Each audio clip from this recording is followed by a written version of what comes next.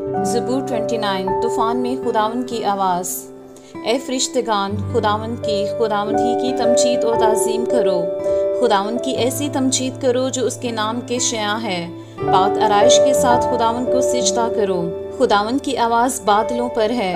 खुदाए ज़ुल जलाल गरजता है।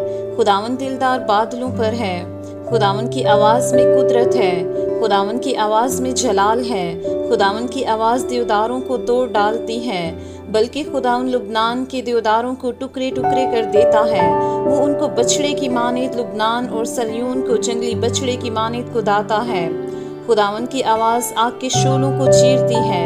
खुदावन की आवाज़ बियाबान को हला देती है। खुदावन कादिस के बियाबान को हला डालता है। खुदावन की आवाज़ से हिरनियों के हमल गिर जाते हैं और वो जंगलों को बेबर्ग कर देती हैं। उसकी हैकल में हर एक जलाल ही जलाल पुकारता है। खुदावन तूफ़ान के वक्त तक नशीन था, बल्कि खुदावंद हमेशा तक नशीन है। खुदावंद अपनी उम्मत को जोर बख्शेगा। खुदावंद अपनी उम्मत को सलामती की बरकत देगा। कलाम पढ़े और सुने जाने के वसीला से हम सबको बरकत मिले। आमीन।